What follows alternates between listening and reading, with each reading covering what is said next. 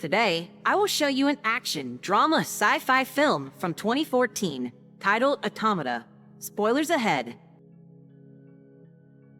In the near future, Earth has lost 99% of the world's population to solar flares. As humanity gathers in safe cities, Rock Corporation creates the Automata Pilgrims 7000s, primitive humanoid robots that are able to rebuild and operate in this harsh environment.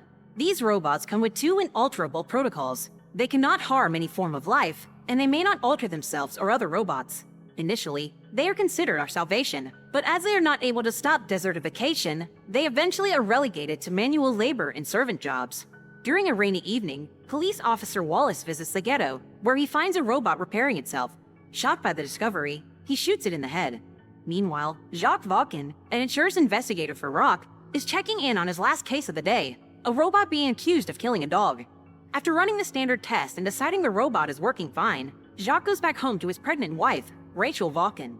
She thinks that after the baby is born, they should get a domestic pilgrim, but all Jacq can think about is the beach he used to visit as a kid.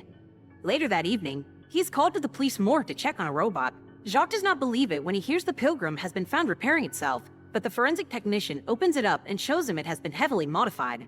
It is a very sophisticated job that could only be made by a clocksmith. The technician gives Jacq the robot's kernel and tells him that judging by what was found next to it, the unit was altered to smuggle tools and small parts. She also points out this unit is lacking the second protocol, which is impossible. The next day, he reports his findings to his boss, Robert Bold, who does not believe in the possibility of a robot without the second protocol either. Jacq says he is burned out and wants to be transferred to the coast. Robert turns down his request and orders him to take care of this mess. Following the serial numbers from the self-repairing robot and its altered parts, Jacq arrives at the wall that separates the city from the desert. He suspects one of the workers made the altercations using the robots that work there as well. A worker tells him those pieces belong to 206, a unit that is still operative. While Jacq checks its charging station, 206 shows up and watches him from afar, so Jacq decides to follow it. After going through a door with a broken lock, he makes it to the ghetto on the other side of the wall. This area is restricted and anyone walking there will be shot on sight. Jacq is no exception, and he is soon under fire from the wall guards, so he runs away and hides inside a shipping container. It is in this container that he finds 206 holding a box, but his question about it goes unanswered when 206 sets itself on fire. The burned robot is taken to Rock's labs, where it is opened and examined. The Pilgrim is smuggling tools and parts too, but he has a rare nuclear battery, which could power a robot indefinitely. They manage to power up the unit once more, but as soon as Jacq starts asking it questions, its circuits burn out. Since a robot would never damage itself, Robert is angry because he thinks it's all Jacq's fault, but he accepts to give him the transfer if Jacq can prove a clocksmith is truly overriding the second protocol. When he returns home, he gives Rachel the news, but she rejects the idea and asks him to leave him alone. Jacq decides to visit the area where the first robot had been shot, and when looking around, he finds a hidden bag with another nuclear battery in it. The next day, he meets with Wallace and his partner Ellis to ask him about what he had seen that day. Wallace accepts to help Jacq find the clocksmith in the ghetto in exchange for splitting the proceeds of the battery on the black market. Together they visit a red lighthouse where they meet Cleo, a robot that has been modified to have intimacy with humans. She is capable of causing pain if it is part of the client's wishes for pleasure. Freaked out, Wallace shoots Cleo and exits the building, where Jacq scolds him for what he did. Wallace says it was on purpose because now Jacq can wait for Cleo to be taken to the clocksmith and follow them. Then he threatens him with a knife, reminding him he wants the promised money before leaving. Jacq sticks to Wallace's plan and follows Cleo's owner to the place that does her repairs. There he meets Dr. Suzanne Dupree, who claims not to be the one that altered Cleo. Jacq leaves the burnt robot kernel with her and tells her that if she can discover who modified it, he will give her his nuclear battery. When he gets home, he sends Robert a report of what he's learned so far, but the message is intercepted by Rock. The report reaches Chief of Security Vernon Conway, and he takes it to the CEO, Dominique Hawk. Hawk orders Conway to take care of it.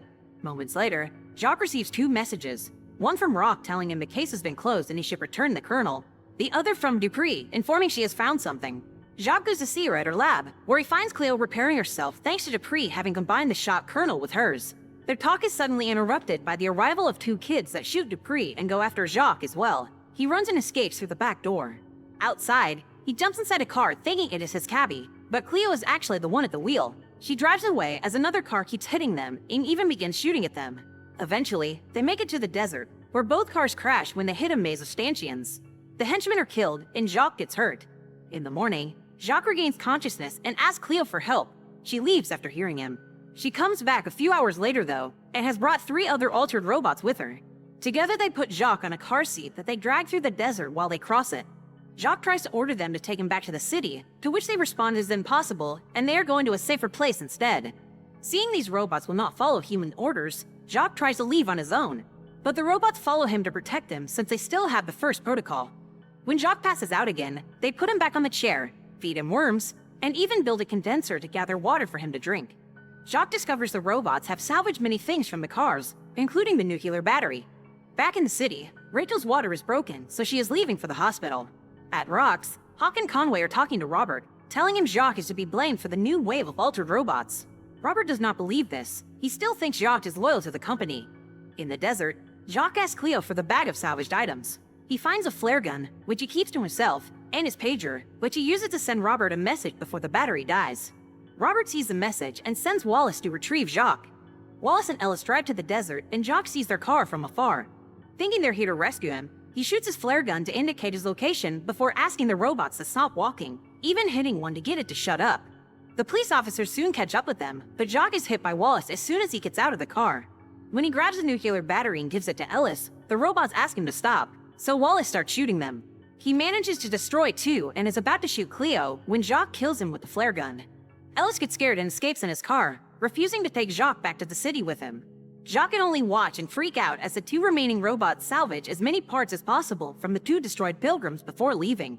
After realizing they will not be carrying him around on the chair anymore, Jacq salvages what he can from Wallace's pockets and follow them. While camping, Jacq tells them that he has another battery and he will give it to them if they take him to the city.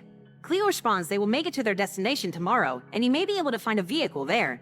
Meanwhile, Robert is visited at home by Hawk and Conway, who take him back to Rox to hear Ellis's report. Hawk explains that the first Pilgrim was a quantum brain with no security protocols, but it became too smart and did not need humans anymore. The last task this unit was asked to do before it was deactivated was to program the two current protocols. That is why nobody can break them. They were not created by people and cannot be understood by the human mind. Robert is sent to the desert with Conway and two other officers to find and kill Jacq before more robots evolve further beyond human understanding. The next day, Jacq and the two robots arrive at the abandoned factory, where he finally meets the clocksmith responsible for the altercations, and gets incredibly shocked to find out it is another Pilgrim that evolved on its own. He enters the factory and finds all the smuggled parts on a table, ready to be assembled in some kind of strange model. After Jacq leaves the room to find a vehicle, the robots start working on this model, but they are missing the final part, a nuclear battery. Jacq does find a car outside but is destroyed, so he is starting to lose hope. He approaches the edge of the cliff, seemingly considering jumping, but the clocksmith robot joins him. After some philosophical discussion, it confesses they want to go to the radioactive area where humans cannot reach them. But to be able to do that, they need one final thing. Jacq understands and hands it his nuclear battery. When night falls, Robert's team find Wallace's body, and they decide to wait there when Conway gets a message saying two ladies will be joining them. Another car arrives a few hours later, bringing Rachel and her newborn daughter. Robert is upset by this, and he refuses to use Rachel as bait. When Conway stops him from going back, Robert shoots him on the shoulder and gets shot in return. After drinking and dancing with Cleo, Jacq watches the Pilgrims finish their creation. By using the nuclear battery, they give life to this sort of animal-like robot. He falls asleep afterwards, only to be woken up the next morning by the sound of an engine.